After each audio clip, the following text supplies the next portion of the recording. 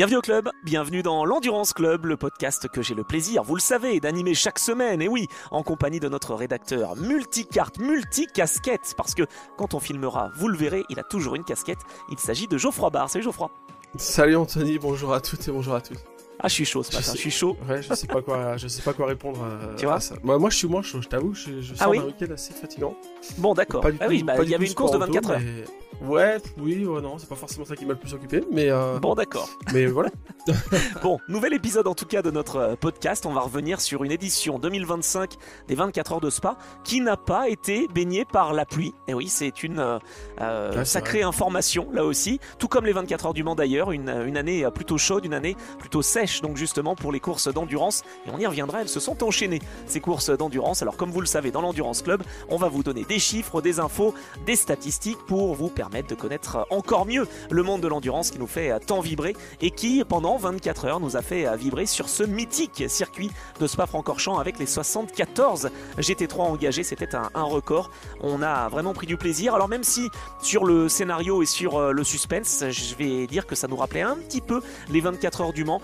Il y avait peu d'écart entre les leaders, mais finalement aussi peu d'attaques. Je sais pas comment tu l'as vécu, mais une arrivée entre Lamborghini qui gagne, c'est historique et on y reviendra, et Porsche qui se joue à quelques secondes. Et finalement, pourtant, eh bien, on n'a pas tant vibré que ça dans cette édition des 24 heures de Spa. Ouais, en fait, c'est marrant parce que c'est vraiment bon, comme tu dis, ouais, il y a 8 secondes d'écart à l'arrivée, 8 secondes 7, il y a 6 voitures dans le tour. Ouais. En fait, c'est marrant parce que ce truc-là de se dire on n'a pas trop vibré, etc. On a eu un peu ce débat-là aussi sur les 24 heures du Mans. Bien sûr. Mais moi, j'en ai beaucoup parlé aussi en off avec des gens qui étaient là-bas, des fans de courses auto, etc. Et en fait, oui, mais qu'est-ce que tu attends de plus? C'est-à-dire que, par exemple, les 24 heures du Mans, tu vois, on n'a pas vibré au sens... Effectivement, on n'a pas vibré, c'est vrai, moins que d'habitude. Mais ça a été une course quand même globalement bien maîtrisée par Ferrari. Et c'était une course avec un schéma plutôt à l'ancienne. En fait, ils ont déroulé, ils avaient une voiture supérieure. En fait, c'est une édition c'est presque un classique, en fait. C'est presque une des meilleures éditions si on s'en fie aux sportifs. BOP mis à part. Mais aux bon, 24 heures de Spa, c'est pareil, cela dit. Il y a eu un record de spectateurs avec 128 000. Et puis donc, comme tu le dis, moins de 10 secondes d'écart entre les leaders. Une course qui se termine avec un vainqueur qui n'avait jamais gagné dans cette classique. Donc finalement, c'est vrai que les ingrédients étaient là. Est-ce que finalement, je vais poser la question différemment, on n'est pas maintenant un petit peu habitué à cette époque, un peu la Drive to Survive, un petit peu justement d'avoir toujours du spectacle, toujours des relances, des safety cars, etc. Et est-ce qu'on n'a pas été mal habitué tout simplement? Ouais, après il y a quand même eu pas mal de trucs, hein. Autant je trouve que, à Spa, ça a quand même il y a pas mal d'animations entre du Pierre Guidi qui met les roues là où il faut pas. C'est vrai. Il y a eu, dès les 10 premières minutes, une Lamborghini qui se fait emplafonner, surtout une Porsche qui douille et qui a emplafonné une Lamborghini. Il y a eu le gros crash, après on va en parler, avant le bus stop, là, avec une voiture quasiment à l'arrêt. Ça va, il y a quand même eu de l'animation, il y a quand même eu des faits de course, des trucs assez marquants. C'est vrai. Mais par contre, le truc qui change, c'est c'est que le GT3, en fait, ça fait 20 ans que c'est comme ça, et on le découvre un peu plus avec l'hypercar, avec les 24 heures du Mans. C'est que maintenant, les courses d'endurance comme ça, c'est devenu des courses c'est Hugues de Chanak qui me l'a dit quand j'étais au Mans pour la présentation de Ford et de leur partenariat avec Oreca pour leur projet hypercar. Et en fait, il a sorti un truc, je m'attendais pas à ce qu'un jour il dise ça, mais il dit le Mans, c'est devenu une course de gestion. Et ça m'a choqué dans sa bouche, pour ça que je vous le partage, parce que tu vois, Hugues de Chanak, c'est vraiment le racer au sens compétiteur, tu vois, le mec qui a envie de se dépasser, de faire le mieux, etc. Et en fait, il me disait, mais maintenant, les courses d'endurance, donc ça incluait Le Mans, mais aussi Spa, Nürburgring, toutes les courses où il y a une BOP, il me disait, c'est devenu des courses de gestion. En gros, il faut avoir la bonne caisse, il faut bien l'exploiter, et puis il faut attendre, et ça va se déclencher, ou ça va se décanter, ou pas. Alors, mais en fait, c'est plus une course de performance, quoi.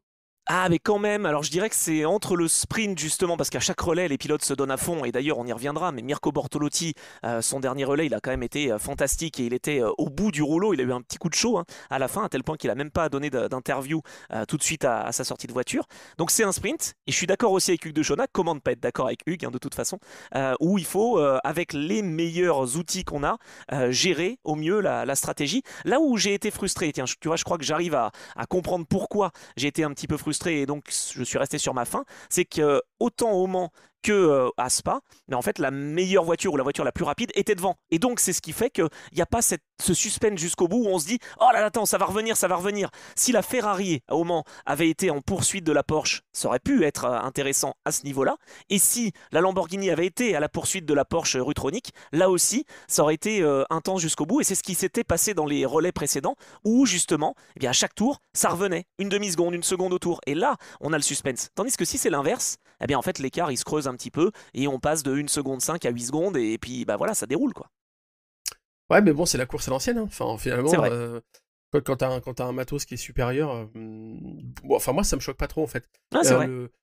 Moi, en fait, le truc, tu vois, là, j'ai moins été devant mon écran hein, pour les 24 heures de Spa, clairement, par rapport au moment où bah, je l'ai vécu, on l'a vécu ensemble, hein, les 24 heures. Oui. Mais en fait, il y a aussi le phénomène que la réalisation télé, je parle pour les 24 heures du Mans, j'ai trouvé cette année était quand même beaucoup moins efficace pour nous montrer les sorties de piste ou les accidents ou les choses comme ça. Peut-être que c'était, enfin c'est mon avis perso, hein, je suis pas en train de parler au nom de quelqu'un d'autre. Hein.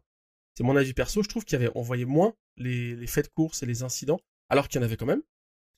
C'est peut-être une envie de moins montrer Tu sais quoi? des sorties, des trucs, des Je voitures pense pétées, pas que etc. c'était une envie de moins montrer, alors même s'il y a quand même effectivement des choses à montrer et à ne pas montrer, Ah bah je évidemment, crois quand toujours. même que pour parler en lieu et place de la réalisation, j'ai l'habitude de les côtoyer assez régulièrement. En fait, quand tu as une course en hypercar dans la grande catégorie, donc où tu as peu d'écart entre les leaders, tu peux pas te permettre de lâcher pour aller montrer une bataille C'est vrai, en LMP2 pour c'est la vrai, 4e place. Non mais c'est vrai. sur le principe, en tant que fan, j'aimerais qu'on aille montrer la 4e place et la bataille en LMP2. Mais faut pas oublier que c'est une réalisation internationale et que, Oui, imaginons, je sais pas, que la télé italienne, belge ou ce que tu veux arrive au moment où bah, il y a une bagarre, ou en tout cas c'est assez intense, où il y a 8 secondes d'écart entre les deux leaders de la catégorie Rennes. Tu peux pas ouais. arriver en disant bah, salut, on est aux 24 heures du Mans et on s'intéresse à la bagarre pour la 4e place en LMP2. Tu vois ce que je veux dire? Il y a ce Mais, côté-là, mais même si moi en non, mais tant que fan, j'aimerais.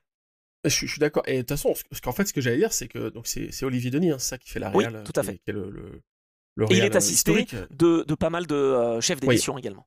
ouais, ouais. Mais qui est le réal un peu historique de ça, des 24 heures du Mans. Et en fait, le truc, c'est que moi, j'avais maté une vidéo où il expliquait que.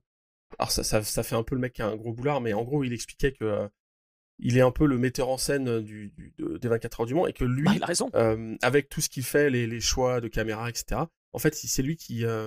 J'ai pas envie d'employer les mauvais mots, mais en gros, lui, il a les acteurs et c'est lui qui met en scène et qui écrit. Enfin, tu vois, il y a un côté un peu. Ouais, Via ses chef choix et d'orchestre. via sa diffusion, et ben c'est lui quand même qui oriente un petit peu comment on comprend la course. Et en fait, ouais, chef d'orchestre un peu, surtout ce côté, il participe à la création de l'histoire, en fait, à la narration de la C'est course. clair. Et tu vois, il y a pas mal de gens qui trouvaient que cette année, et moi le premier, donc on voyait pas grand chose, d'autres qui disaient ouais, ils sont aux fraises, machin. Ben en fait, je pense que quand même, c'était assez fidèle à la course de cette année, qui était une course des 24 heures du Mans à l'ancienne, quoi. On peut le regretter ou pas, mais en fait, Ferrari avait une meilleure caisse, il y avait la Porsche qui était un peu aux trousses, mais les autres étaient pas dans le match, et ben en fait, on s'est focus sur ça. Et effectivement, les sorties de piste à côté, j'aurais aimé les voir, mais finalement, dans le récit, ce qui était intense, c'était plus le fait que les leaders devant, ils font. On a vu les erreurs qu'ils ont fait, genre les excès de vitesse au stand ou les machins. Enfin, ça, c'est dur à voir, mais ce que je veux dire, c'est. Et puis, on a vu la Exactement. sortie Giovinazzi ou des trucs comme ça. Mais en fait, il y avait quand même cette tension où les mecs sont à un niveau hyper élevé et où il y a peu d'erreurs. Et en fait, bah, Spa, tu vois, c'est pareil, c'est que C'était pareil. t'as 74 bagnoles avec les meilleurs pilotes GT du monde. Bah, en fait, il y a des phases parfois dangereuses, enfin impressionnantes, mais peu d'erreurs, quoi. Ouais, c'est ça. Bah, de toute façon, moi je fais le parallèle, c'est pour ça qu'on se permet de reparler des 24 heures, parce qu'on a peut-être envie d'y Ouais, retourner bah oui, déjà. parce que. Non, puis parce que les trois sont enchaînés, donc tu vois, on peut faire C'est vrai. des trucs, quoi, des On peut rappels. faire des passerelles, effectivement. Je l'ai moins senti aux 24 heures d'une heure, par exemple, ça, ce côté tension justement entre les deux leaders, même s'il Non, y en a non, eu non. entre la Ouais. Porsche et la BMW, évidemment. Mais pour faire le parallèle entre Le Mans et Spa, bah, c'était la même chose en fait. On avait alors soit la Mercedes qui menait et qui était poursuivie par ses adversaires, soit la Lamborghini justement qui était face à la BMW de chez Rovet et la Porsche de Rutronic. Et des fois, on avait la Porsche Rutronic qui était justement ramarrée par la Lamborghini. Je crois que ça a été quand même fidèle à ce qu'on a cru comprendre du déroulement de la course. Aussi, hein, cette réalisation, on a Ouais. senti quand même que bah, il ne fallait pas faire une seule petite erreur, sinon bah, tout pouvait basculer dans un sens ou dans l'autre, quoi. Bon, en tout cas, ce qui est bien au niveau, parce qu'on va arrêter de parler popote, genre comment c'est fabriqué, etc. Enfin, je sais pas si ça intéresse les gens. Moi, ça m'intéresse. Moi, j'adore avoir un peu les coulisses et surtout le travail qui est fait comme ça pour présenter les courses, c'est un Bien boulot sûr. que Toi, personne. tu veux des chiffres.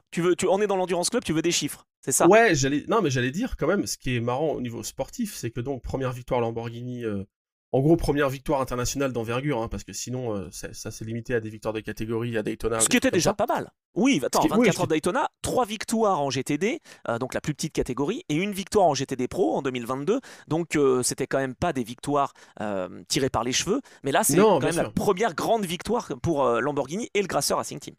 Et surtout, le truc que je voulais pointer, c'est que c'est la comparaison par rapport aux 24 heures du Mans, parce que si on veut continuer à tirer ce fil-là, là, ça fait 3 années de suite qu'on enchaîne avec Ferrari qui s'impose avec les 499P. Avant, on s'est tapé 50 Toyota. Là, les 24 heures de Spa, ils peuvent revendiquer 6 marques différentes en 6 ans. Ah oui, Parce que c'est vrai. Lamborghini, c'est la première fois, ils ouvrent leur compteur. Aston Martin, l'année dernière, c'était quand même un peu surprenant. Enfin, sur la piste, c'était quand même la Ferrari qui était vouée à gagner, hein. Il y a eu un petit Tout souci, à fait. rappelez-vous, au niveau de l'entrée des stands, mais bon, c'est Aston Martin qui gagne. Avant, on avait BM, Mercedes, Ferrari et Porsche. Donc depuis 2020, en fait, ça fait 6 marques différentes qui gagnent. C'est la meilleure pub possible pour la BOP, en fait.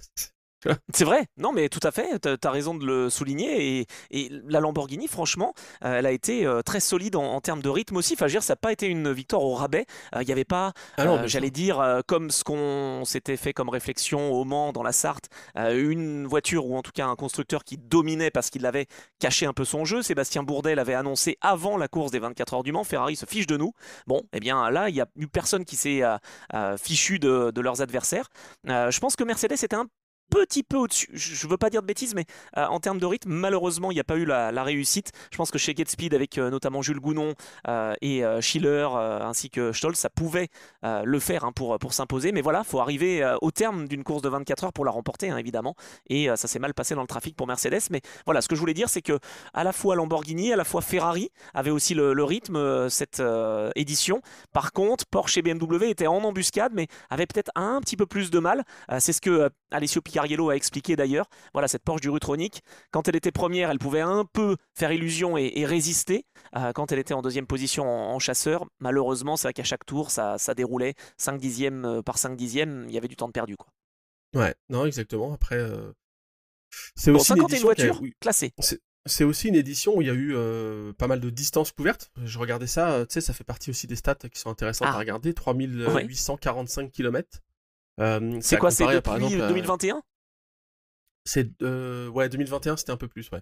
Mais en fait, tu vois, t'as des années où on tombait à 3004, 3005, etc.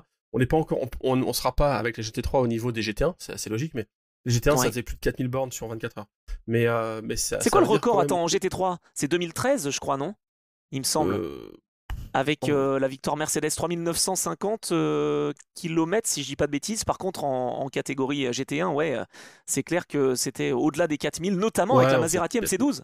Bah oui, les MC12, ça a gagné 3 fois là-bas, donc oui. Ah, c'est beau. Et on fête les 20 ans cette C'était. année de la première victoire. Et en fait, les 20 ans cette année, bah, on en avait parlé, je crois, non, dans C'est quoi ton Je sais actu? Parce plus. que j'avais expliqué que j'ai fait un article dans Auto Hebdo sur la MC12. Et ouais, c'est vrai que c'est incroyable. Enfin, moi, ça fait partie de ces voitures où, effectivement, c'est grâce ou à cause d'elles que je me dis que le temps passe, quoi. Quand tu te dis que ça fait 20 ans que ça a gagné pour la première fois à Spa, c'est incroyable. Ouais, c'est clair. Par contre, ce qui est assez Ouais. intéressant et assez original, j'allais dire, parce qu'on veut des chiffres, le record de distance, il est de 72 et c'est avec une Ford Capri. J'aurais jamais parié. Je me dis une Maserati MC12 était plus rapide, mais il n'y avait pas de safety car à l'époque. Il n'y avait pas ces full course yellow, etc.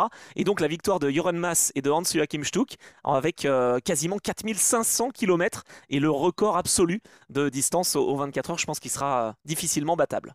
Après, c'était sur l'ancien tracé, je pense. C'est vrai, Donc, beaucoup plus rapide. Enfin, moins de zone de freinage et, tu bien vois, sûr. quand ça passait par Burnanville ou Masta. Ah bah oui, c'est sûr. Bah, je Je crois sais que que c'est t'aimes l'année bien où Henri Burnanville, Pescarolo ouais. fait le record Ouais, c'est ça. de vitesse moyenne sur un tour, il me semble. Ouais, c'est Mais ça. c'était pas évidemment aux 24 heures de Spa, c'était plutôt en compétition de championnat de Il y sports a car, bien un, sûr. il y a un, il y a un film sur le centenaire des 24 heures de Ah, Spa, ouais, qui est sorti donc l'année dernière, du coup, euh, par Christophe Anquet, qui a fait ça comme film. C'est lui bien. qui fait notamment B-side, le tout à film des fait. 24 heures du Mans, ouais, B-Side Productions, qui fait notamment le film des 24 heures du Mans. Et j'en parle parce qu'à l'intérieur, il y a une scène où Henri Pescarolo sort une Matra de mettre à V12 et ils font une partie de Burnanville, Masta, tout ça, enfin l'ancien circuit quoi. En fait, ils avaient fermé les routes pour permettre à Henry de rouler là. Et Julien Ergo, donc on évoque souvent, qui avait réussi à faire ça, à négocier avec les autorités, à tout planifier, etc., pour qu'il y ait sur un segment Pescarolo qui roule. Et c'est marrant parce que quand il témoigne et qu'il parle de l'ancien circuit, ça paraît lunaire, quoi. Moi, il m'en a parlé dans Trajectoire, dans le premier épisode d'Henri Pescarolo. Le deuxième va arriver bientôt, je fais le teasing. Il m'en a parlé, il m'expliquait que c'était dingue d'être entre les maisons, finalement, à un moment donné, quoi. Alors en fait, le point de repère pour tourner, c'est l'angle de la maison. En fait, c'est incroyable. Il te sort des trucs, et puis après, en gros, il dit, bah, si t'es trop à gauche là, de toute façon, faut rebraquer, il faut refrôler la maison. Non, mais Henri, c'est pas ça. Mais c'est vrai que tu vois, et on l'a pris, du coup, quand j'étais à Spa, là, on a pris ce virage. Enfin, l'ancien circuit. T'as visé la maison ou pas? Évidemment. Non, mais en fait, quand tu roules là, c'est vrai que tu te dis, putain, fallait quand même avoir le cœur bien accroché. Parce que tu vois encore des rails de sécurité de l'époque, ils ont pas tout enlevé. Et tu te dis, mais le rail, il est vraiment là, pour des raisons cosmétiques. C'est en déco. Mais bon, ça va pas t'arrêter, quoi. Au contraire, ça va peut-être même te projeter en l'air, donc c'est incroyable. Clair. Vraiment, le circuit est incroyable. Et donc voilà, le record de distance, je pense qu'il y a un peu de lien avec ça. Mais aujourd'hui, enfin, alors je sais pas, pour le coup, je suis désolé, je parle pas trop de la course, mais je dis. On va y revenir. J'ai les chiffres. Au 24 heures du Mans, j'ai les chiffres, monsieur. Au 24 heures du Mans, tu sais, il y a souvent cette volonté cette jurisprudence il faut pas que les voitures tournent en dessous de 3,30 sur un tour. Parce que en dessous, ça irait trop vite, elles seraient pas en sécurité. On en a déjà parlé ensemble, je crois d'ailleurs, dans un épisode récemment. L'épisode à Spa, je sais pas s'il y a ça. Ouais. À Spa, je sais pas s'ils ont une espèce de doctrine, genre. Non, il faut je pense pas qu'on fasse. Ouais, non, ils sont plus. Les GT3 sont. D'autant plus que ce sont des GT3. Tu vois, voilà. On aurait des hypercars, ça serait peut-être un petit peu différent. Les GT3 sont de toute façon des voitures sûres. Il peut toujours se passer des problèmes, évidemment, mais on va dire qu'on les limite. Et puis, ce sont toutes les mêmes voitures. Il y a des belles boîtes à Spa en plus, hein, c'est vraiment. En hypercar, je sais pas en combien ça pourrait rouler. Ils avaient fait Ils avaient roulé la 919 Evo. Ah oui, non, alors d'accord, oui, non, en LMP1 tu veux dire, parce qu'en hypercar, on le sait justement combien ça tourne, puisqu'il y a une épreuve des 6 heures. Non, ce que je voulais dire, oui, pardon. Ça, c'est pas oui, quand même. Non, ce que je voulais dire, c'est si on débridait un peu le truc, etc., et si on allait chercher un peu la limite, jusqu'où on pourrait descendre de manière ça serait tolérable. Comme en Formule 1, quoi, ça serait peut-être aller un petit peu plus d'une 50. Ah ouais, c'est au-dessus de une 50 en F1 ? Ah oui. Ok. Ouais, enfin je crois. Attends, je dis ça de mémoire, j'espère que je me trompe pas. Moi je voulais viser le 1.45 ou le truc comme ça. J'étais peut-être sur des bases de Sebring ou je sais pas. Ouais.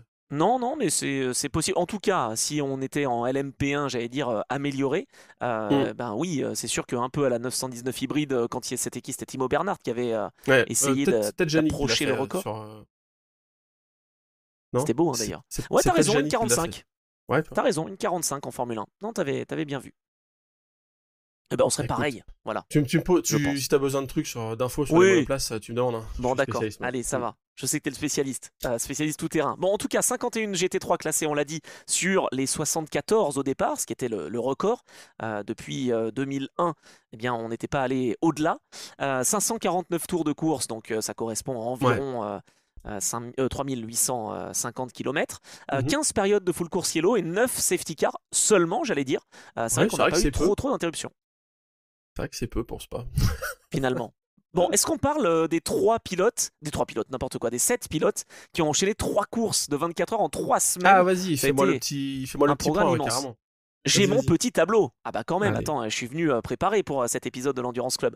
On avait donc 7 pilotes, alors j'ai cru qu'il y en avait 5 au début, puis j'ai rajouté, après j'ai cru qu'il y en avait 8, et puis finalement il n'y en avait que 7. Bon bref, Augusto Farfus, Mattia Drudi, Loïc Hartog, Kelvin van der Linde, Maxime Martin, Raffaele Marciello et Lukas Stolz. Voilà les pilotes que j'ai identifiés. Okay. Si vous en avez d'autres, n'hésitez pas à le dire en commentaire. Parce que j'avais oublié la présence de Dorian Boccolacci au Nürburgring. Donc voilà, ça peut arriver. Parfois, certains passent à travers la raquette.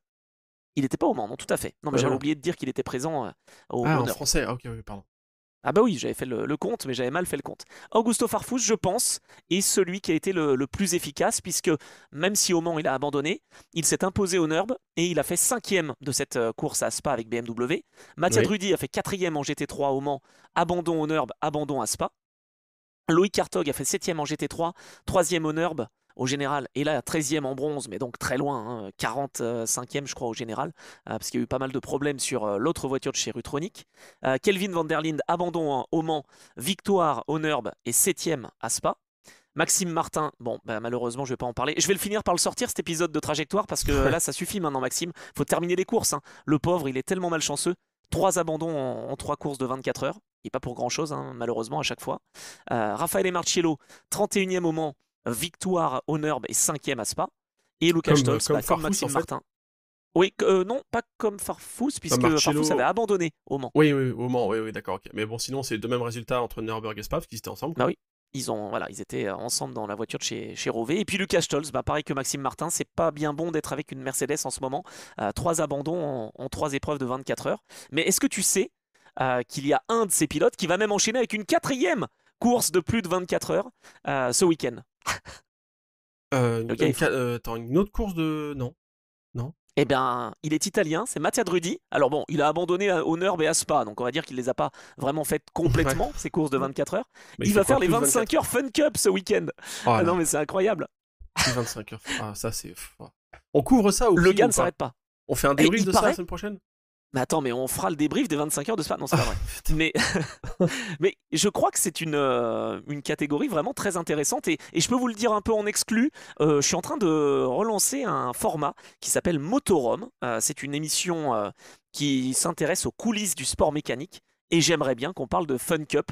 C'est une émission qui va sortir dans les prochains jours, prochaines semaines, qui s'intéressera à la fois à la moto et à l'auto. Tu vois, je fais mes annonces ici. Ok, bah, c'est quoi ton actu, mais vas-y. Ouais, on n'y est pas encore, mais et donc dans Motorum, eh bien sur Radio Sport, j'espère effectivement qu'on pourra parler de Fun Cup, mais bon, pas dans l'Endurance Club quand même. Quoique, je sais pas, on peut peut-être parler avec Maxime Martin qui m'a dit que c'était une super discipline en fait la Fun Cup pour vraiment apprendre les bases du pilotage. Ouais, ça m'étonne pas. Après, je sais pas si j'aurais vraiment envie de le faire à Spa. Ça devrait quand même faire un peu flipper. Tu sais quoi? On va lancer, mesdames et messieurs, on va se cotiser, on va pouvoir faire une épreuve. Ah si, je te le lance. Le défi l'année prochaine ou dans 2 ans. Allez, on se laisse 2 ans.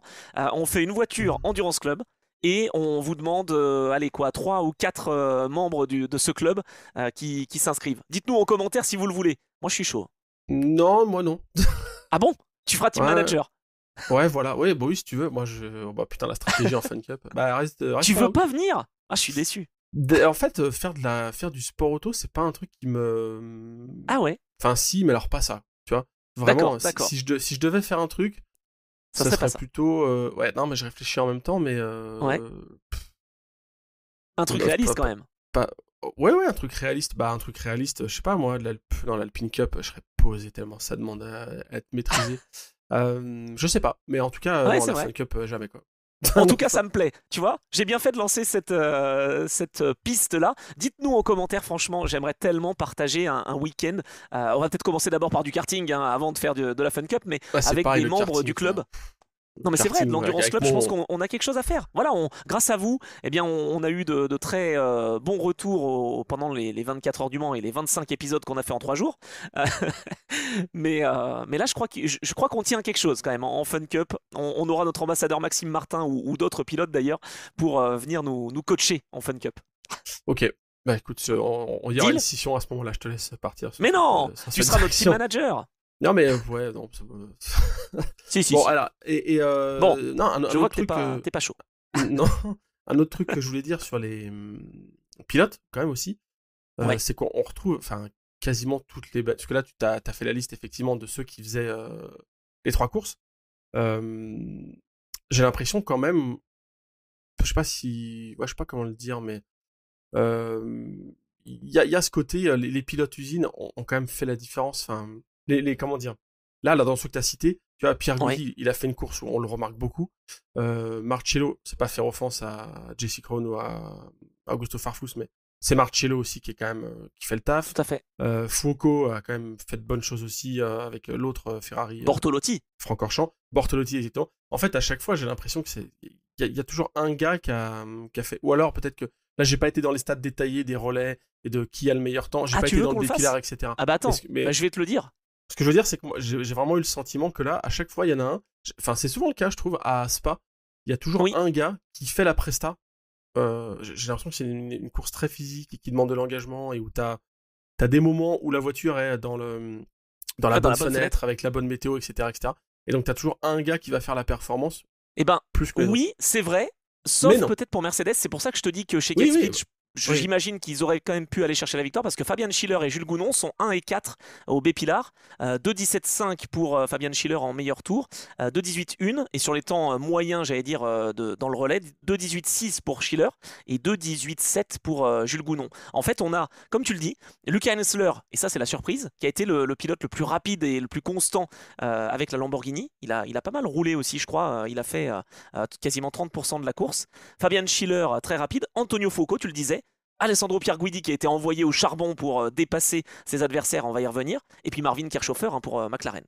Ouais, tu vois, alors que évidemment, par exemple sur la 51, Vincent Abril, ça roule fort, les Rovera, ça roule fort. Enfin, je veux dire, je suis pas en train de dire que les autres sont moins bons, c'est juste que Spa, j'ai vraiment l'impression que c'est la course sur laquelle il y en a toujours un qui performe, parce que c'est lui qui se retrouve au volant au moment où tous les éléments sont réunis. Alors qu'au moment, j'ai l'impression qu'il y a un peu tous les moments de la course où tu peux avoir un côté un peu prime. Tu vois ce que je veux dire ? Je sais pas si c'est... Ah oui. Mais j'ai l'impression qu'il y a ça.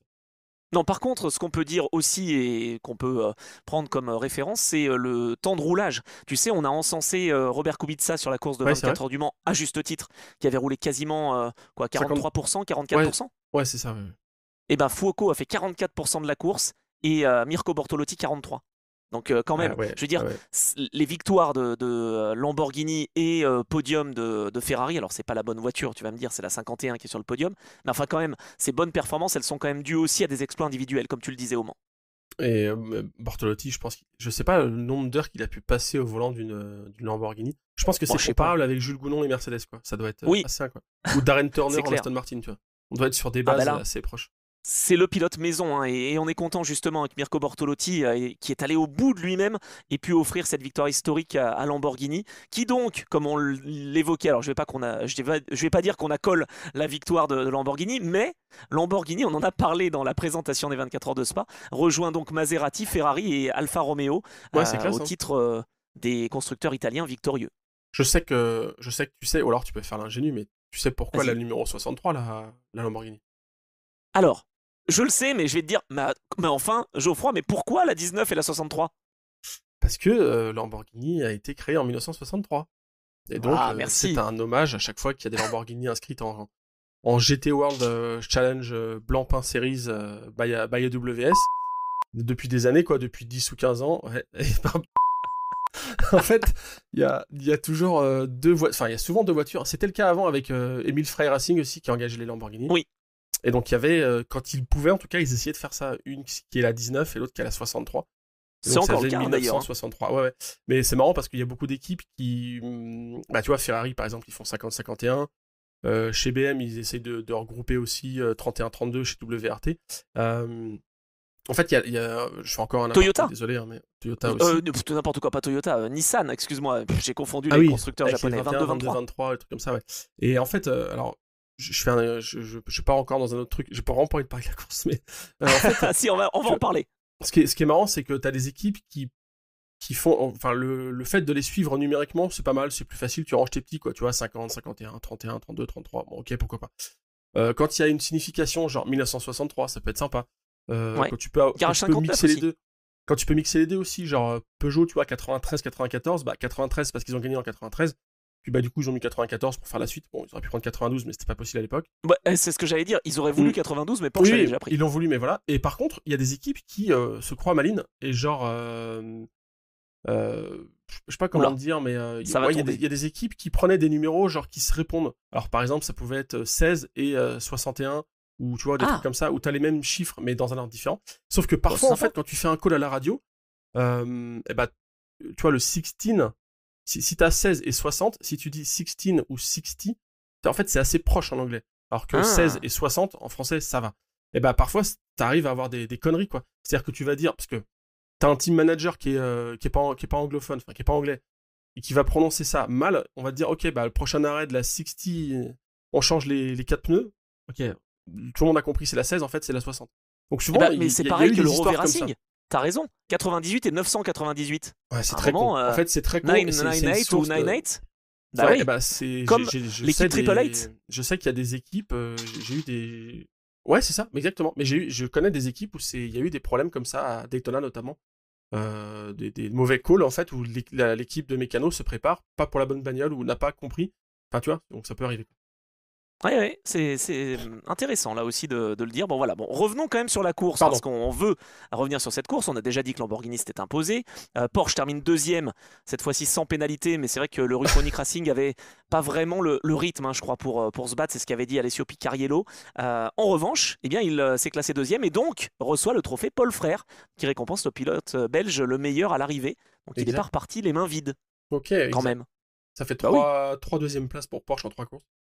Ouais, ça c'est bien et pas bien. Ça doit être Mm. frustrant. On imagine aussi si Kevin Estre avait roulé à Spa et avait fait deuxième au Mans, deuxième au Nürburgring et deuxième à Spa, ça aurait pu être compliqué quand même. Mais lui, il Ah était ouais, bien parti clairement. pour faire un beau triplé, mais il n'a pas participé aux 24 heures de Spa.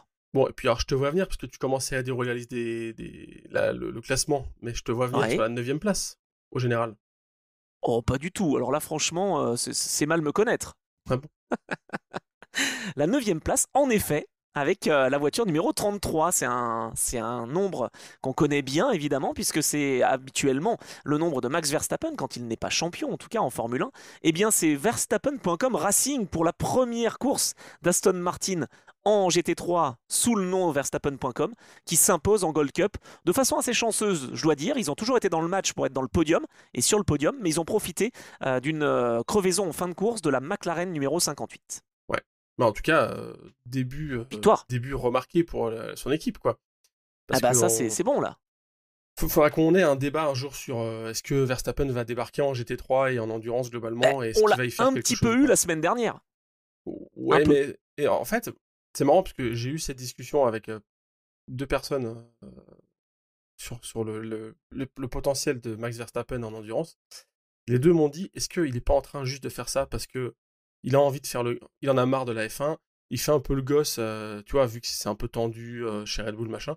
En fait, il fait ça juste pour se faire remarquer, mais il n'a pas vraiment l'intention de briller en endurance. En fait, il fait juste ça pour faire chier, vulgairement. Non, alors, Et il y a moi, je peut-être pense ça, pas. mais je Moi, je crois quand pense même pas. qu'il est motivé pour venir. Attends, il aurait pas testé la Cura, même si c'est une façon promotionnelle, j'allais dire, mais il a quand même testé la Ouais, je sais. GTP aux États-Unis. Il a quand même testé sous le nom de Franz Hermann pour pas se faire remarquer la Ferrari au Nürburgring, je crois. Au Nürburgring, ouais. Et là, il a essayé son Aston à Spa. Si je dis pas de bêtises. Ouais. Ouais, c'est ça. Non, mais je pense qu'il y a un vrai débat et il y aurait Enfin, moi, je connais des gens de l'autre côté qui disent qu'en fait, il est juste en train de faire ça pour faire le sale gosse et pour montrer qu'il en a un peu marre de la façon dont c'est géré en F1, mais qu'il n'a pas vraiment l'envie de basculer Franchement, À voir. à voir comment ça va se développer. Mais En en tout tout cas, cas, sa victoire pour voiture son équipe. s'impose. Ouais, victoire pour Ouais. son équipe D'ailleurs, et pas mal, hein, il a franchement. annoncé qu'il n'avait pas regardé la fin du Grand Prix d'Autriche parce que bah, il s'est terminé assez tôt ce Grand Prix d'Autriche dès le premier tour et dès le troisième virage. Et Mhm. bien il a regardé la fin de course aux 24 heures de Spa et peut-être que dès qu'il s'est branché, finalement, bah voilà, ça a pu tourner en sa faveur. Je dois dire quand même, alors même si aux commentaires sur Automoto la chaîne je l'ai un petit peu signalé, Thierry Vermeulen, très sympa, hein, c'est le pote de Max Verstappen, je crois que c'est le fils de son manager, etc. Ça n'a pas été le pilote le plus brillant de l'équipage, contrairement à Harry King qui est vraiment à aller chercher les dixièmes sur la piste et Chris Lelam. Donc voilà, ils étaient trois dans cette voiture et ils s'imposent. Mais franchement, en termes de rythme, j'imagine que la McLaren du garage 59 aurait quand même pu aller chercher cette victoire sans cette crevaison. Mais c'est la course. Exactement. Donc voilà, je voulais signaler cette. Ah, tu as raison. En fait, parce que les 24 heures de Spa, ça commence à ressembler aux 24 heures du Nürburgring, hein. Il y a 18 000 catégories. Mais Ah oui. bon, il y a quand même. Ah oui, parce qu'on a les la 8 Pro premiers Cup. sont en pro. Ouais, voilà, les 8 premiers sont quand même des voitures pro. Et après, donc, tu as cette fameuse Gold, parce qu'il y a un pilote Gold ou deux, je sais plus comment ça fonctionne, mais bref. La Gold Euh, Cup, si ça je vais te le dire, Gold Cup c'est 3 pilotes Gold au maximum et un pilote Silver en plus. Tu sais que je l'avais fait à une époque, j'avais décrypté les différentes Ah, catégories dans un article pour Auto Hebdo, genre en début de saison de GT World Challenge. Je m'étais bah, relu en même 4 temps fois ça parce change. que. Ouais, je m'étais relu 4-5 fois. En fait, j'avais bon, hein, mais tu te dis, mais quelle complexité on fait. Après, On on a a la vraiment pas Silver un Cup. sport simple. Oh. Non, mais d'un autre côté, je comprends aussi le principe. La Silver Cup, c'est devenu la Junior Pro avec des pilotes Silver qui sont donc sans limite de temps de conduite réunis. Et en Silver Cup, bah, c'est justement une victoire pour Aston Martin encore avec Oliver Söderström, Matteo Villagomez et Romain Leroux qui avaient déjà, je crois, réussi à s'imposer en France il y a quelques années sur une auto, d'ailleurs une Aston Martin, déjà, hein, il me semble. Donc la victoire en Silver Cup. En Pro Am, Là, c'est simple, hein, comme son nom l'indique, on a des pilotes platinium et des pilotes bronze qui sont un peu limités en termes de temps de roulage. La bronze, pardon, la Pro-Am, tu vois, je m'y perds moi aussi, a été remportée par l'équipe AV Racing by Car Collection. Donc ça, ce sont nos amis de la famille Abramzik, la Porsche 911 GT3 qui s'impose avec Mathieu Dautry, le Belge, Fabien Dufeu. Mathieu Dautry, quand même, je l'ai côtoyé en Legends Car, hein, donc il a fait une belle évolution. Bo Yuan également, et puis Noam Abramzik, donc au volant de cette Porsche, qui devance d'un rien l'Aston de Valentin Asclot, Ross Gunn, Anthony McIntosh et Andrew Howard. Donc ça s'est joué à 30 secondes, je crois, la victoire en Pro-Am. Et puis enfin en Bronze Cup, alors tu vas me dire quelle est la différence entre les Pro-Am et les Bronze Cup. En Bronze Cup, il faut que tu aies un pilote bronze, deux pilotes silver au maximum et un pilote platinum. Alors je sais pas pourquoi ça s'appelle bronze, parce qu'il y en a qu'un seul. Mais cette Bronze Cup, elle a été vraiment disputée. Et alors là, de façon assez intéressante, Ferrari s'impose. Ça, c'est pas une surprise, j'allais dire, avec Kessel Racing, mais surtout les pilotes. Zach Robichon était sur une Ferrari avec Dennis Marshall, Dustin Blattner et Conrad Lorsen. Donc voilà, victoire Ferrari en Bronze Cup. Et je suis très content pour le Québécois très sympathique Zach Robichon. On a l'habitude de voir plutôt en Mustang et en Porsche. Ouais, exactement. Et là, récemment, je crois qu'il est aussi en Aston. Bon, finalement, il n'a pas vraiment de marque de cœur, mais c'était plutôt en Porsche qu'on avait l'habitude de le voir, j'ai l'impression, ces dernières années. Ouais. Bon, en tout cas, alors ça fait quand même, donc si je dis pas de bêtises, ça fait 2 victoires de catégorie pour les Aston Martin après la victoire au général l'année dernière à Spa. Donc pas mal pour le palmarès de la GT3 Evo. Et en parlant de Evo, Ferrari, ils ont présenté dans le cadre des 24 heures de Spa la 296 GT3 Evo. Donc Evo. Qui va arriver l'année prochaine, quoi. Elles seront toutes en Evo maintenant. AMG GT3 Evo, Aston Martin GT3 Evo, M4 GT3 Evo, 720 GT3 Evo. Tout est Evo. Bientôt, la Lotus Evora. Non, bon d'accord. On coupe là, c'est ça? On va couper. C'est là où on fait on s'était dit qu'on en faisait une coupe. Bon. Ferrari, tiens, on en parlait en Bronze Cup. Ferrari sur le podium avec des attaques, mais venues de l'espace. Je crois qu'on a envoyé un mercenaire au fond. Il s'appelle Alessandro Pierguidi, comme diraient certains speakers. Non, mais c'est incroyable, Alessandro Pierguidi, il est juste remarquable, mais un peu limite parfois. Alors, il fallait absolument qu'il dépasse la BMW 998 de Dan Harper à sa sortie de la voie des stands. Il a réussi à le faire, c'était très chaud. Et puis ensuite, par contre, alors là, c'était un petit peu moins compréhensible. Il a résisté un peu outre mesure à Raffaele Marcello, qui lui avait de toute façon une pénalité de 30 secondes pour non-respect des limites de piste. Et dans la ligne droite du Kemmel, c'était plus que juste entre les deux. Mais il est resté sur les consignes des 1000 km, des 6 heures, putain. Je parle comme un ancien. Et les 1000 km... Non, mais il est resté sur les consignes des 6 heures de Spa, on lui a dit whatever it takes, quoi. En gros, faut... Enfin, c'est beau, moi j'aime bien, ça donne de belles images. Quand ça passe dans l'herbe et quand ça soulève de la terre et quand ça fait des trucs sympas, moi j'aime bien, je préfère ça plutôt que les crashs comme on a eu. Ça, c'est plutôt beau à voir. Ouais, alors c'est beau à voir, mais heureusement qu'on est avec des GT3 parce que tu te souviens, Earl Bamber, c'est à ce moment-là, hein, c'est dans cette ligne droite du Kemmel qu'il avait eu son gros crash avec la Cadillac.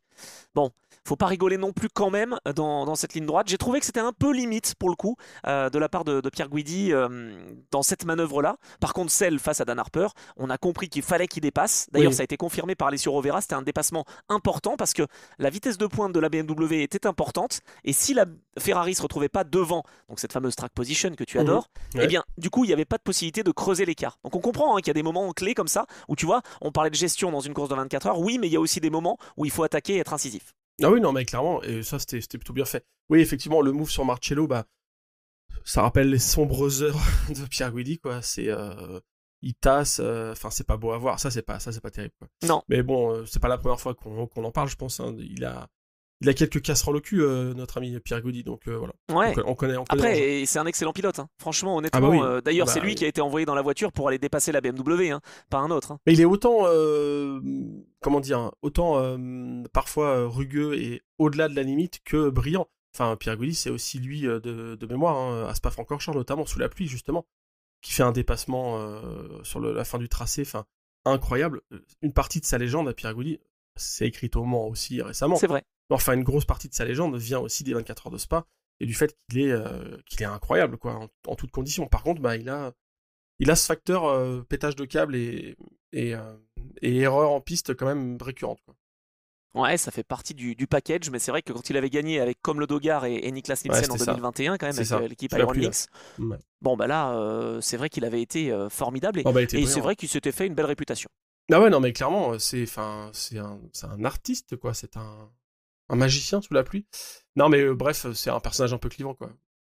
Ouais, un peu clivant, c'est sûr, mais après, moi, je le trouve pas méchant. En piste, il est rugueux, plus que Ouais. rugueux. Ah, J'ai en juste dehors, trouvé que par c'était contre, il un est très peu très bien. limite cette défense face à la BMW qui, de toute façon, était pénalisée de 30 secondes pour un 6e excès d'optimisme et dépassement de limite de piste.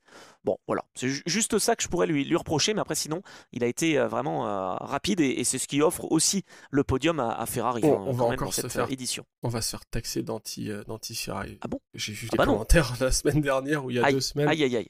où je sais plus, bah, enfin, si, c'est parce que, non, mais c'était moi. Tu sais, enfin, je dis, en fait, à un moment, bon, on peut peut-être passer à autre chose au Mans, quoi. Ça fait 3 victoires Ferrari de rang. Et Ah là, tout de oui. suite, bah, quand ça va pas dans votre sens, quand c'est pas Porsche qui gagne. Donc, tu sais, ça me fait trop rire parce que, en fait, enfin, Surtout que juste. moi, pour le coup, j'avais misé sur Cadillac et Toyota, donc pour un fan de Ferrari, si tu veux, c'est quand Ouais, même... pour un fan de. Ouais, non, mais. Non, mais ce qui est marrant, c'est que enfin, je leur dis là, mais. Et c'est marrant parce que je l'ai eu aussi ce week-end, tu vois, avec mes filles. À un moment, elles me Ah, disent, mais pour qui tu es? Moi, je dis, bah, en fait, je m'en fous. Enfin, je suis pour voir une belle course. c'est clair. Je suis pas habillé avec un polo Lamborghini en me disant, si c'est pas eux qui gagnent, je vais être déçu. J'ai des affinités évidemment pour certaines marques. Oui, Bien sûr. je suis plus fan de Porsche ou de BM ou de marques allemandes globalement plutôt que Ferrari. Oui, clairement. Mais en fait, je m'en fiche. Qui gagne là, tu vois, je suis très content pour Lamborghini. Je vais pas être et surtout, ça va pas. Déjà, je suis pas journaliste, Changer ta vie. j'ai pas de carte de Ouais. presse. Et deux, en fait, même ça, c'est pas ça qui va altérer mon jugement. Tu vois, enfin, je pense qu'on est dans l'Endurance Club. Je pense c'est juste une parenthèse rapide, hein, mais je pense on arrive quand même assez rapidement à prendre du recul par rapport aux courses d'endurance et à apporter autre chose que juste une lecture brute des résultats. Et surtout, ayez bien en tête qu'on n'est pas du tout dans le fanatisme ou le côté, tu vois, défenseur d'une marque. Enfin, ça s'appelle pas le podcast la Scuderia Endurance, quoi. Hein. Ou, je sais pas, ou un nom en allemand, je parle pas allemand. Mais tu vois ce que je veux dire, on essaye quand même Das d'avoir une vision Mannschaft. globale. Ouais, non, mais voilà, on essaye quand même d'avoir une vision globale. Donc, si vous voyez parfois des jugements orientés sur une marque ou machin, ou un pilote ou un truc, bah dites-vous que c'est notre ressenti, mais en tout cas, loin de nous le côté fanatique. Bon, sauf Anthony, c'est vrai qu'il est toujours habillé avec ses polos Ferrari. Non. Ah oui, bien sûr, évidemment. Sehr gut, also wir können Deutsch. Non, non, non, on n'en est pas encore là. En tout cas, je voulais souligner, justement, en parlant de Ferrari, puisque j'ai mis mon polo, mon plus beau polo, la performance quand même solide de Antonio Fuoco aux côtés de ses deux équipiers. Arthur Leclerc, oui, le frère de Charles était là, et il manque le podium de peu. Et Eliseo Dono, qui est pas mon pilote préféré pour le coup, parce que ce qu'il a fait à Barcelone, je l'ai encore en travers de la gorge. Alors, tout le monde peut faire des erreurs, Ah, mais j'ai pas quand il a ça. envoyé Marta Garcia dans le mur, C'était moi, ça lui. m'avait pas... Ah, c'était lui, le petit Italien bien gentil, là, qui était soi-disant rookie et qui ne savait pas trop rouler. Le mec est 4e aux 24 heures de Spa et pilote officiel Ferrari. J'ai fait une erreur dans la ligne droite, je me suis décalé, excusez-nous. Ouais, ouais, c'est ça. Moi, je le porte pas trop dans mon cœur. Peut-être que ça va changer, évidemment, mais vous voyez qu'on balance. Hein. On a Michael Wainwright et Eliseo O'Dono, ça y est, qui s'ajoutent à la liste donc de mes pilotes préférés. Après, je l'ai rencontré rapidement au Mans. Il n'est pas méchant, mais en piste, des manœuvres comme ça me plaît moyennement quand on veut envoyer à l'hôpital des adversaires. C'est pas ma vision des choses. Voilà, c'est tout ce que je dirais, mais en tout cas, ils finissent 4e, juste devant la BMW du Rover Racing, qui donc est copé de 30 secondes de pénalité, sauf quand même une 5e position. Mais c'est vrai que ce 6e dépassement de piste aura été fatal. Hein. C'est dommage quand même de la part de Raffaele Marciello, sinon ça aurait été le podium pour BM. Ouais, on en parle rapidement, non, de ces limites de piste, 6 off-track, 6 track limit maxi par plage de 6 heures, c'est ça? Je trouve que c'est pas si mal. En fait, on a trouvé un compromis. Oui, c'est exactement ça. En fait, à la 6e infraction, donc on a 30 secondes de pénalité, ça on le sait. Au 12e, c'est un drive-through et la voiture est rapportée au commissaire à la 18e infraction pour éventuellement une sanction plus lourde. Et tous les comptes sont remis à zéro toutes les 6 heures. Mhm. Donc, je crois que c'est un compromis qui est trouvé. Et alors, on n'est pas aussi strict sur tous les virages d'ailleurs. Il y a des caméras sur les virages 4, 10, 11, 16, 17 et 19. Mais tous les autres, pas vraiment. Donc on estime que de toute façon, si on part trop large, on perd du temps. Je pense que c'est un bon compromis, mais c'est vrai que ça rend les choses un petit peu compliquées, quoi. On peut lancer un débat. Ah, Non, vas-y. moi en fait, j'arrêterais moi je ferais sauter les track limits, quoi, et juste, Ah non! bah juste tu remets un circuit ou qui pardonne pas les erreurs. Enfin, c'est tout, point en fait. Ce que je veux dire, c'est qu'il y a des endroits où, parce que on parle pas non plus de toute la piste, quoi. Il y a des endroits où tu vois le pif-paf ou des endroits comme ça où si tu sors, de toute façon, t'es dans le bac, tu vas traverser un bac, donc tu te pénalises. Donc la notion de track limit n'a pas vraiment de lieu d'être dans ces virages-là. Là où on en parle, c'est peut-être plus, par exemple, je sais pas moi, bah, au Raidillon évidemment, enfin au Rouge Raidillon, et on en parle aussi évidemment aux Combes, parce que même si tu vois, il y a l'espèce de saucisse au milieu qui te ralentissent, mais tu vois, les Combes par exemple, on est dans une, enfin pour moi c'est vraiment le reflet des trucs modernes, quoi. Il y a plus un gravier dans tout ce dégagement là. Bah refoutez enfin en fait proposer comme il y a, c'est-à-dire l'espèce de long lap là, tu vois, l'espèce de voie aussi, tu vas tout droit, tu passes par là. Ils ont mis les vibreurs, ben je sais pas, rajouter un truc, un bac, un dépôt de fleurs, faites ce que vous voulez. Mais en fait, rendez le fait que le non-respect de la limite de piste ici soit pénalisant. Tu vois ce que je veux dire? Vous mettez du gravier proche du vibreur. Faites un vibreur plus court, j'en sais rien, mais en fait, je trouve qu'on gagnerait à ne plus avoir de notion de track limit. Les track limit n'existent plus. Il n'y a pas de pénalisation pour ça. Ça n'existe plus. Oui, c'est juste que le circuit on a déjà testé. est pénalisant si jamais tu vas en dehors de la ligne de course qui est définie. Est-ce que tu te souviens quand même, alors ils ont eu le mérite de tester chez SRO, une séance qualificative, je me souviens plus, c'est 2019-2020, je me souviens pas, où on avait dit pendant la qualif, ok, il n'y a pas de limite de piste. Ah bah alors là, c'était la foire à la saucisse. Vraiment, c'était même très très désagréable à suivre, je trouve. Ouais, parce que limite à Bruxelles, tu peux aller un peu plus droit et pour casser l'angle du virage et avoir plus de vitesse quand tu ressors vers le speaker's corner. Enfin, non, mais faut pas aller jusque dans cet extrême-là. Mais je pense que il y a un moment, tu sais, on est dans une réflexion un peu trop. On rajoute un truc sur un truc sur un truc. Et là, il y a des gens maintenant qui sont dédiés aux track limit, des gens qui passent leur course à regarder les track limit. Enfin, putain, revenons à un truc plus intelligent, quoi. Enfin, je trouve. Hein. Putain, c'est mon épisode. Je suis réac aujourd'hui, je suis désolé. Hein. Mais tu vois, je trouve que la notion de track limit, elle est. Ouais. Je sais pas, je ferais sauter ça. Sur un circuit permanent comme Spa, tu peux le faire. Sur un circuit semi comme Le Mans, tu vois, ça, c'est plus compliqué parce que, évidemment, les Unodier, on va pas pouvoir adapter, encore que on pourrait, en vrai. Tu vois, ou Unodier, je sais pas, moi, la chicane Daytona, par exemple, je me suis posé la question, j'ai pas la réponse, mais chicane Daytona, Unodier, en sortie, il y a une track limite ou pas? Quand il coupe la. Je crois pas. Quand il coupe la ligne blanche. Parce que de toute façon, que tu coupes ou pas, en fait, à un moment, la sanction, c'est bah tu te prends le mur, quoi. Donc en fait, là, tu vois, par exemple, je pense qu'il y en a pas. Et on est au-delà de la ligne de course qui a été dessinée il y a 40 ans, là. Enfin, ouais, c'est ça, il y a 40 ans quasiment. Mais bon, tu vois, on va pas mettre une limite de piste ici, quoi. Ça serait inutile. Donc la limite, bah, c'est le mur, quoi. Hein. Donc les pilotes n'y vont pas. Et je pense qu'on peut, sur plein d'endroits, plein de circuits, revenir à ça. À un truc plus logique, quoi. Moi, après, ce que j'aime bien, c'est la solution utilisée au Red Bull Ring, par exemple. C'est vraiment de mettre une bande de gravier. Je crois qu'ils l'ont fait aussi un petit peu à Spa.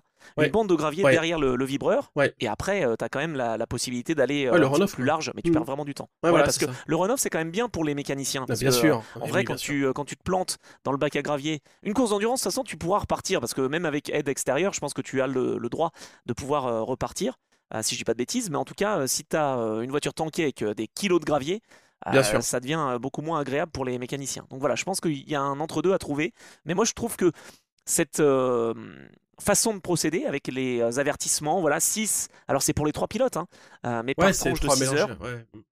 Pourquoi pas? Bon voilà, je trouve qu'on essaie de faire au mieux et puis à chaque fois on ajuste. Par contre, carton rouge, là c'est pas les limites de piste dépassées, là c'est carton rouge pour le pilote de la McLaren CSA Racing qui m'a fait peur, Josh Mason, un ancien pilote que j'ai connu en Formule 2, qui a gravi les échelons un peu trop tôt et qui a, je pense, grillé les étapes. Alors maintenant il est en GT3, tant mieux pour lui.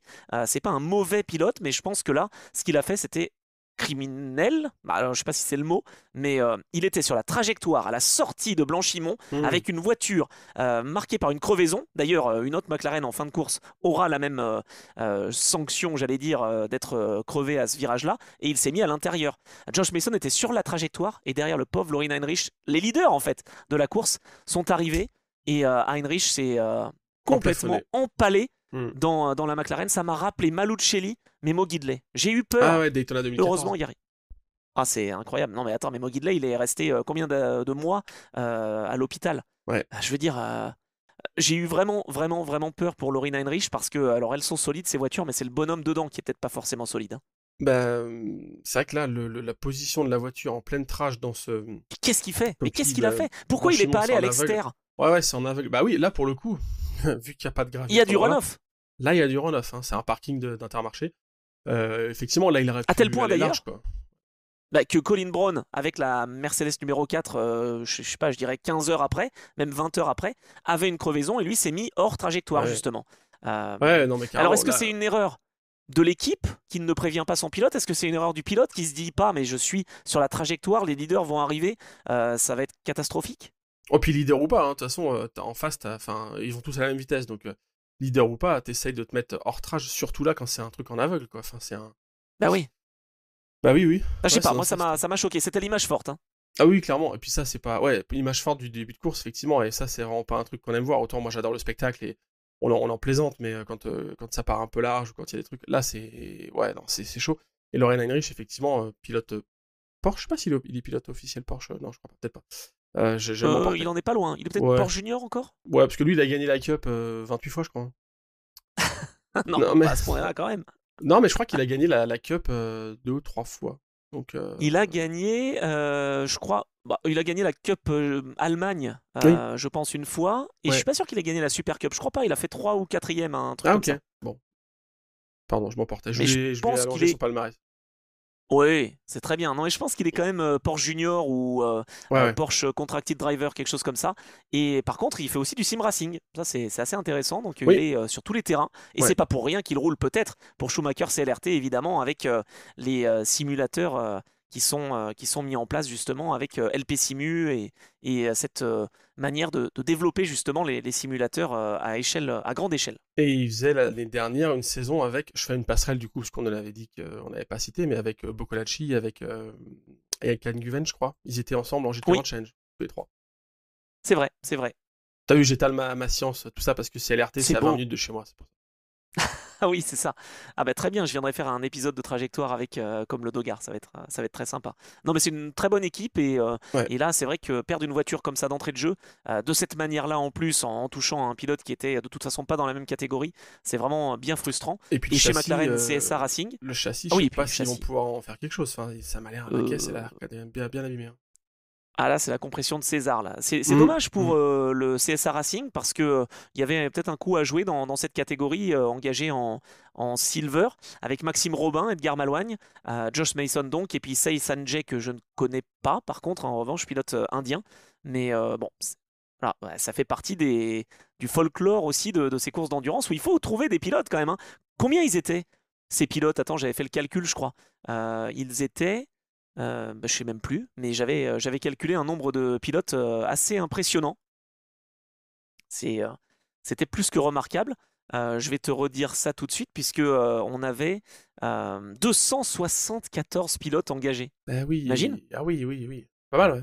Ah bah là, on n'est plus au Mans avec 186. Ah, parce que là, on a monsieur, des équipages de 4. Là, on approche des 300 pilotes engagés pour une course de 24 heures. J'avais été bluffé de compter ce total-là. Ok, bah oui, carrément. Bah ouais, voilà. Donc on va parler de McLaren, tiens d'ailleurs, si tu veux bien. McLaren qui signe son meilleur résultat aux 24 heures de Spa. Alors oui, il partait de la pole avec Marvin Kirchhofer, mais il ne termine que 6e. Ils améliorent le classement de 2021 avec Jota Sport à l'époque, qui avait terminé 7e. Qu'est-ce que tu penses de McLaren? Je n'ai pas forcément trop suivi, mais j'étais surpris de ça, en tout cas, de voir que c'était leur meilleur classement. Je les aurais déjà vus plus haut, en fait. Oui, ça fait partie de qui n'ont pas gagné, effectivement, mais je pensais qu'ils avaient déjà fait mieux. Ils ont fait 7e et 8e. Ouais, je pensais qu'ils avaient déjà fait mieux. Et attends, mieux que ça, tu sais que la dernière pole dans une série SRO, pardon, j'y arrive, remontait à 2014 avec la MP4 12C. Quoi, la dernière? À l'époque, c'était Hard Grand Prix qui l'exploitait. La dernière pole d'une McLaren? Ouais, en série SRO.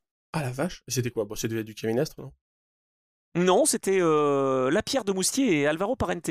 Waouh. Ah bon, sympa. Ah bah c'est un truc de pointard. Non, après entre-temps, McLaren a fait des pôles, notamment aux 24 heures du Mans, avec Brendan Iribe en catégorie GT3. Ah, c'est marrant. Et parce que Kevin Estre, il était chez McLaren avant d'être chez Porsche. Oui. Il a été pilote officiel. Il était chez McLaren en 2013-2012, non? C'est pas ça, avec l'équipe X6 notamment. Et wow, carrément. Et Hart. Et Hart, ouais, qui était en coloris papaya, enfin, c'est un peu la livrée, comme la même couleur que celle qu'ils avaient fait, la F1 GTR LM hommage, là, machin. Bref, on se perd, mais en tout cas, Kevin Estre était pilote McLaren avant d'être pilote Porsche officiel, quoi. C'est vrai. Je me souviens je crois qu'il avait fait une pole aux 24 heures de Nürburgring, d'ailleurs. Kevin Il Estre. avait fait de bonnes performances. D'ailleurs, tu sais, moi, Ouais. j'avais côtoyé les pilotes McLaren justement au Baku City Challenge. J'étais Oh. allé en 2013 pour Auto Hebdo. C'était un de mes premiers déplacements pro en tant que journaliste. Et j'étais tombé sur Sébastien Loeb, sur Kevin Estre, sur, je crois, Fred Mako aussi, qui roulait dans cette course. Enfin, c'était assez intéressant et de me replonger dans la mémoire et dans ces souvenirs, c'était très sympa. Et l'équipe de Sébastien Loeb Racing engageait donc une McLaren. Exactement, exactement. Ouais, bah, quand tu dis Alvaro Parente, ça me fait tout de suite penser à ça. Enfin, je revois les McLaren ou en livrée X6 ou en livrée Ou Red Sébastien Bull. Loeb, Red Bull Total. La totale, ouais, carrément. La totale, exactement. Ben voilà, je voulais citer McLaren en effet. BMW, Mercedes qui rate le coche, bon ça on en a parlé. Et puis si tu n'as rien à ajouter sur cette course et qui a été quand même relativement bien emmenée par l'équipe Lamborghini, qui a profité quand même des soucis à un moment donné de la course de Ferrari, qui en termes de rythme, je pense avait moyen de faire une même meilleure place que troisième, quoi. Non, bah écoute, j'ai rien de spécial à ajouter. Ce que je retiens en tout cas, c'est que je suis content de voir Lamborghini gagner. On l'a dit rapidement, brièvement, mais c'est quand même, franchement, leur première victoire internationale d'envergure, quoi. Parce que Eh oui, victoire dans des catégories à Daytona, c'est très important pour le palmarès, évidemment. C'est une marque qui s'est construite beaucoup aussi avec l'émergence du Super Trofeo, qui a été mis en place il y a plus de 10 ans, avec le département Squadra Corsé, où il y a beaucoup d'efforts qui sont faits sur le marketing et sur le sport auto pour vendre des voitures, finalement. Et bah oui. sauf que, bah, après, il faut aussi gagner des courses importantes. Les 24 heures du Mans, ça sera pas demain, je parle en général, hein. Ça sera pas demain. Non. Les 24 heures du Nürburgring, ça sera peut-être demain, voire après-demain, mais c'est pas si loin parce qu'il y a déjà eu des tentatives. Lamborghini a toujours manqué de chance aux 24 heures du Nürburgring, mais il y a quand même eu des tentatives et la victoire Ferrari il y a pas si longtemps, Aston Martin qui a envie de s'imposer aussi. Enfin, je pense que ça arrivera les 24 heures du Nürburgring pour Lamborghini. Tu crois pas qu'ils auraient envie quand même de retenter leur petite chance au Mans en LMGT3 s'il y a possibilité Oui, avec oui, en Gracia? GT3, mais moi je te parle vraiment des victoires au général, quoi. Oui, bien sûr. Non, mais là, on part de trop loin. En tout cas, Lamborghini a lancé pas mal de pilotes, hein. Donc, on parle de Bortolotti, bien sûr, pilote Mhm. maison. Jordan Pepper aussi, qui Oui, a lancé bien sa sûr. carrière avec Lamborghini. Qui est-ce qu'il y avait d'autre aussi? Bah, Sarah Bovi, qui a relancé sa carrière avec Lamborghini, mine de rien. Et puis Pierre-Louis Chauvet, je voulais quand même en parler avant qu'on passe en ELMS et à la présentation de la course qui va avoir lieu ce week-end à Imola. Pierre-Louis Chauvet a Mhm. terminé quatrième de cette course avec de très très bons relais et de très bonnes choses avec le team WRT. Il est engagé de dernière minute. Il a fait des essais qui se sont très très bien passés, où il a même été meilleur que certains pilotes pro de chez BMW. D'ailleurs, c'était un petit peu la même chose pour Hugo de Wild, hein, quand il a fait ses essais avec BMW avant de signer officiellement pour le constructeur. Il avait devancé des pilotes pro et pas qu'un peu, hein. Ok, bah Donc tu fais bien de le j'espère pointer, que hein. Pierre-Louis Chauvet, voilà, ça me fait la transition avec la Lamborghini. J'espère qu'il va pouvoir rebondir et il le mérite, franchement, Pierre-Louis. Donc voilà. Eh bien c'est dit. Belle place. Ouais, c'est dit, c'est dit. Quatrième en Silver Cup, il manque le podium de peu, mais ça a été une bonne première pour Pierre-Louis Chauvet. Le LMS, Imola, bon, j'espère que tu vas suivre attentivement mes commentaires, même si je sais qu'il y a également le Mans Classique ce week-end. Ça va être un gros week-end bien chargé, là, je Ah, il y a pense. le Mans classique aussi, exact. Ouais, ça... Non, mais là, moi, je suis un peu déconnecté. Je t'avoue que Ah bon, l'enchaînement des, ça y l'enchaînement est, des, t'es de la tête dans les vacances. Alors non, mais l'enchaînement des 3 courses de 24 heures m'a un peu déconnecté. Non, je suis sur alors non, c'est pas maintenant. C'est quoi ton actu? Ce sera plus tard. Non, non, je suis On peut pas. le faire, vas-y, allez. Tu sais quoi? On va faire c'est quoi ton actu maintenant avant de parler de l'ELMS. Bah en plus, non, mais ça va être court. Je vais pas pouvoir dire grand chose. Donc, mais je suis sur un truc. Je suis sur un dossier. Je suis Merci. sur un dossier. Non, mon actu, c'est quoi? Il y a des trucs qui arrivent sur Endurance Mag, des articles un peu histo, etc. Comme d'habitude. Enfin, comme d'habitude, je suis pas hyper régulier, donc là, en tout cas, il va y en avoir. Classique Auto aussi reprend un peu des couleurs avec des articles histo. On a sorti un truc sur les Honda NSX, notamment en 24 heures du Mans et en GT. Donc voilà, quelques petits trucs comme ça. Et puis, je bosse sur des projets qui vont aboutir un peu plus tard, mais des choses pour octobre, pas forcément que en endurance. Et donc voilà, je te dis, je suis occupé parce que je suis sur un autre dossier, mais je peux pas encore en parler officiellement. Peut-être la semaine prochaine, je pourrais communiquer dessus. Voilà. Ah, très bien, bon, ça me plaît. Bon, moi, j'ai parlé de trajectoire avec Henri Pescarolo. Je suis en train de finaliser le montage. Il m'a pris plus de temps que prévu cet épisode, mais quel banger, encore une fois. Enfin, Henri est génial et vraiment, il se livre à cœur ouvert et je le trouve tellement authentique et honnête. Henri, c'est vraiment fantastique. Je vous cache pas qu'il y aura un troisième épisode parce qu'il me dit tellement de choses. Moi, j'aime bien, à chaque fois que j'arrive chez lui, il me dit: Oh, j'ai déjà tout dit de toute façon. Qu'est-ce que tu veux que je te raconte? Et puis, ça dure des heures. Et j'en suis ravi parce que c'est le principe de trajectoire. Donc voilà, de s'intéresser à l'humain et aux petites histoires derrière la grande histoire. Donc il en a à raconter, Henri, et ça sera le prochain invité donc dans Trajectoire. Maxime Martin, qui attend impatiemment son épisode, va aussi Enregistré en avoir 2014. il me parle de son aventure avec BMW. Je peux vous dire, ça va faire mal. Et quand il va peut-être gagner les 24 heures de Spa, je vous le dis, Ah bah, ça va être chaud. ouais. Et puis Motorhome, donc je l'ai dit, nouvelle aventure pour moi, ça me tient vraiment à cœur et j'espère que ça pourra vous plaire. Donc voilà, sur Radio Sport, je ne sais pas encore sur quel média exactement ça va être diffusé, mais on a de belles surprises et on va s'intéresser aux coulisses des compétitions auto, moto, peut-être même karting, quad et bien d'autres, et Fun Cup avant notre engagement en tant qu'endurance club. Je ne sais pas, mais voilà, en tout cas ça va arriver bientôt. On parle de moto dans la première émission, je crois. À moins que ce ne soit d'endurance. Bref, en tout cas, j'en ai tourné deux. Et c'est un plaisir de pouvoir donc eh bien, mettre en valeur le sport mécanique à travers un petit peu plus de coulisses. Donc voilà, je vous en redirai un petit peu plus à ce sujet-là. Et puis évidemment, ce week-end, bah, je serai en Italie sur la chaîne de l'ELMS, la chaîne YouTube de l'ELMS, pour commenter ces 4 heures d'Imola. Et donc, ça me fait la transition, t'as vu un petit peu? Hop, looping, roulement de tambour. On arrive en Italie et on arrive avec bah, finalement 44 voitures engagées, ça c'est classique. On arrive surtout sur les terres de chez Iron Lynx et notamment des Iron Dems qui l'année dernière avaient réussi à s'imposer. Tu vois, je reste dans le GT3 Mhm. puisqu'on était à Spa avec cette catégorie-là. Les Iron Dems peuvent-elles donc réussir à confirmer finalement ce qu'elles nous offrent depuis le début de cette saison, c'est-à-dire eh bien une première place au classement général avec 4 points d'avance sur une autre femme, Lilou Wadou, et la Ferrari de Thierry Charmil, AF Corset. T'as vu, je t'ai piégé, Alors, hein. tu me demandes direct un prono sur le GT3. Bah oui. Bah, Bah écoute, oui. ouais, enfin Est-ce que bon, 13 Porsche, voitures. avec les Iron Dems, peuvent s'imposer? Oh, bah, j'adorerais. Ça serait bien. Elles l'avaient fait l'année dernière et elles ont gagné la première manche à Barcelone, Ouais, ouais, quand non, même. mais de toute façon, je pense que pour le coup, enfin, de toute façon, on le sait, c'est ce qu'on commande depuis 1 an et demi avec ce podcast, mais Le Mans reste une course à part, comme les grandes classiques qu'on vient de vivre là d'ailleurs. Par contre, en termes de championnat, il y a une vraie dynamique. Il y a une dynamique en GT3 pour les Iron Dames qui se débrouillent plutôt bien cette année. Ça n'a pas toujours été le cas et dans tous les championnats, mais là, voilà, elles ont une régularité, on va dire. Oui. Et un peu comme d'ailleurs IDEC en P2, donc en P2 Prom. Donc ouais, peut-être que ça peut confirmer. On va aussi se méfier, je dirais, outre les Porsche, hein, que ce soit Iron Dems ou Proton d'ailleurs, on va aussi se méfier des Ferrari, hein, quand même à domicile. Imola, c'est quand même un circuit qui peut leur convenir.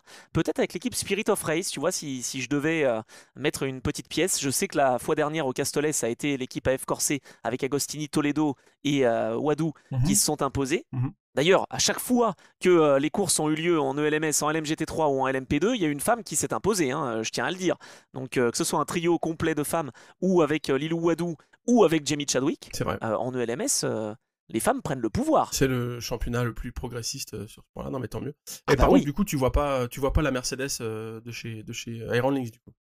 Eh ben justement, je me posais la Ok. question. Je pense que Mercedes en ELMS a un coup à jouer, mais je me dis que sur le circuit d'Imola, où il faut vraiment beaucoup manger les vibreurs, je suis pas sûr que cette voiture soit tout à fait à son aise. Je peux me tromper. Je mettrais plutôt une petite pièce en outsider sur l'Aston Martin de Ok. Valentin Asclo, Erwan Bastard et Clément Matteux. Ok. C'est un circuit. Ouais, c'est quand même un circuit de moteur aussi, j'ai l'impression, non? Tu sais, il y a Ouais, beaucoup de c'est vrai. relance, il y a beaucoup de dénivelé, etc. Enfin.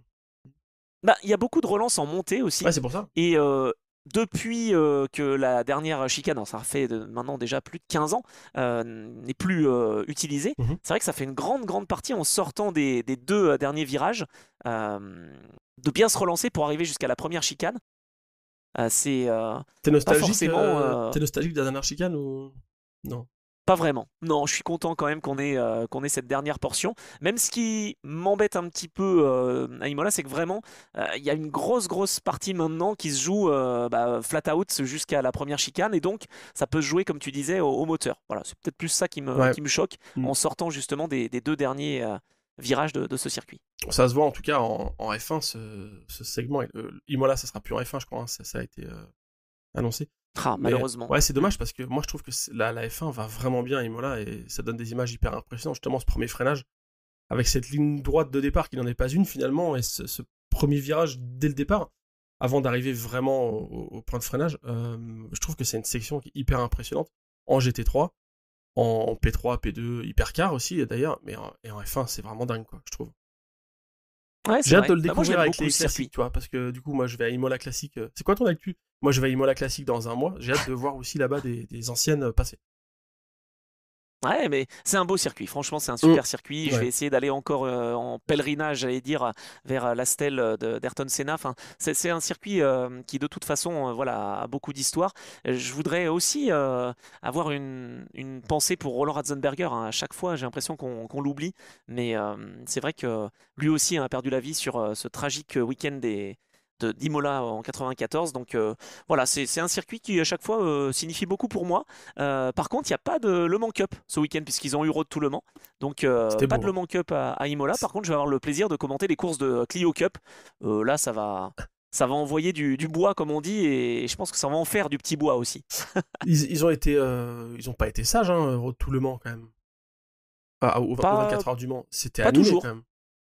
C'était animé un petit peu. Le, Bah là, le... ils ont un peu de temps pour se calmer avant d'arriver à Spa, justement, en Michelin Le Mans Cup. Ok.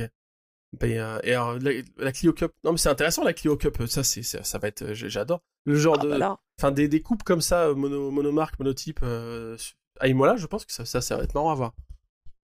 bah, je te confirme, je m'inspire déjà des plus grands, j'allais dire, pour pouvoir commenter cette course parce que je sais qu'il va y avoir du contact, hein. Là, je m'y prépare. Clio Cup Espagne et Clio Cup Italie, je crois, qui vont être Ouais, qui sur, sont sur mélangés, qui cette sont piste. déversés quoi. Ah ouais.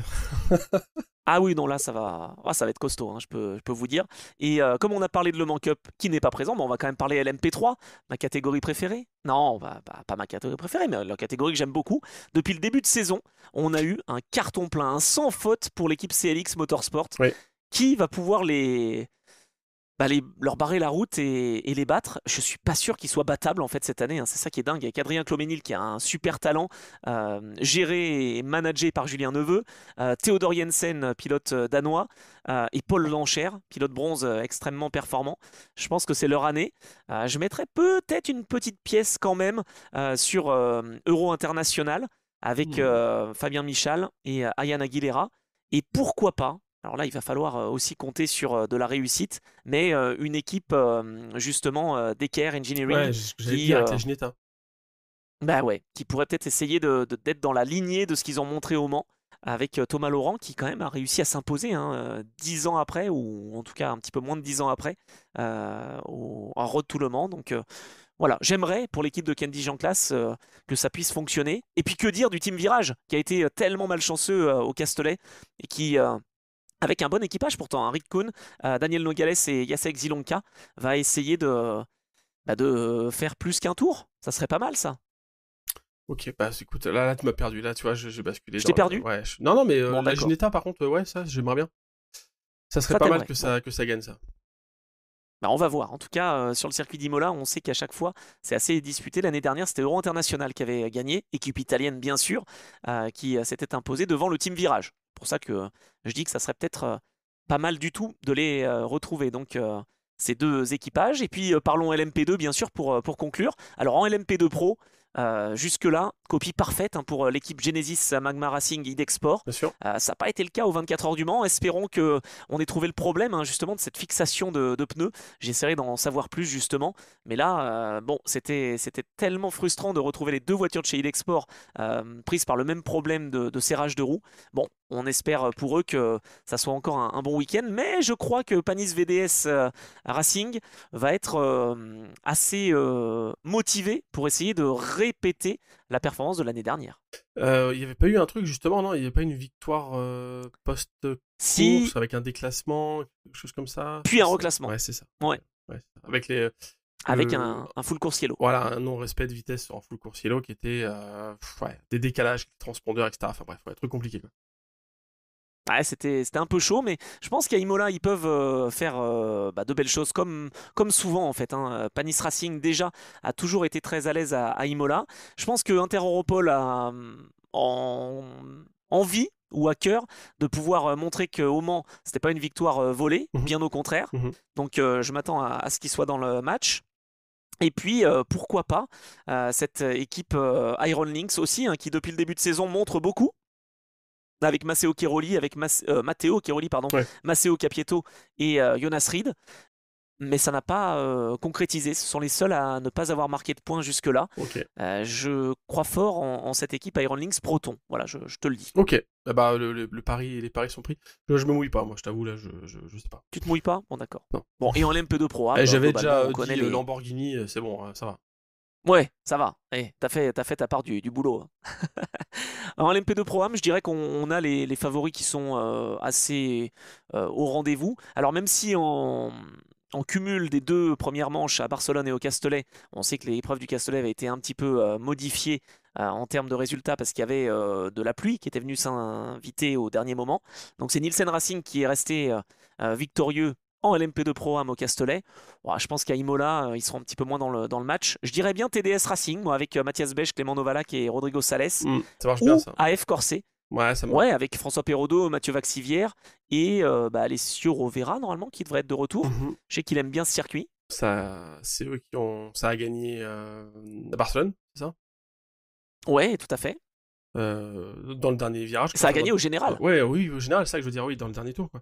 Bah ouais, carrément. Je sais pas. Écoute, là, à chaque fois, là, il y a eu une pause ELMS, alors faut se replonger dedans. J'avoue que j'ai du mal. Et c'est vrai. De toute façon, et en plus, il y a tellement un plateau relevé que ouais, c'est compliqué de tout de suite comme ça pointer des favoris dans chaque catégorie, quoi. Ouais, ça va être intéressant. En tout cas, LMP2 Pro-Am, je sais que sur la lancée du Mans, Aoba ITF a peut-être envie de bien faire avec un Louis Delettra qui, à Imola, s'est souvent imposé. On va voir ce que ça va donner. Je crois que l'année dernière, ils ont terminé deuxième avec un équipage de folie également. Johnny Edgar, Robert Kubica et Louis Delettra, quand même pas oublié. Là, ils vont essayer en catégorie LMP2 Pro-Am déjà, de pouvoir mener la vie dure à TDS Racing, à F Corset et peut-être Algarve Pro Racing, même si sur ce circuit d'Imola, j'y crois moins parce que Criton Lendoutis, mine de rien, va avoir un gros impact, si je puis dire, en tout cas le pilote bronze sur le circuit d'Imola, un impact assez fort et c'est vrai que ça peut faire de grosses différences sur un tour. Voilà, parce que c'est un circuit vraiment difficile. Ouais, c'est un circuit de rythme difficile. Si t'es off, si t'es en dehors de la fenêtre de performance, effectivement, tu peux vite dropper des dixièmes, voire des secondes rapidement. Ouais, c'est ça. Donc, en tout cas, j'ai hâte déjà. Idexport en tête large du classement LMP2 avec 50 points sur 52 possibles. Ils ont juste manqué les deux pôles. Ils sont imposés à deux reprises. En LMP2 Pro-Am, je le disais, pour un petit point, c'est Nielsen Racing qui mène devant TDS Racing. Et 2 petits points devant AF Corset, donc autant dire que c'est serré. En LMP3, c'est pas serré du tout, avec 52 points sur 52 possibles pour CLX Motorsport devant l'équipe de Yvan Muller M Racing.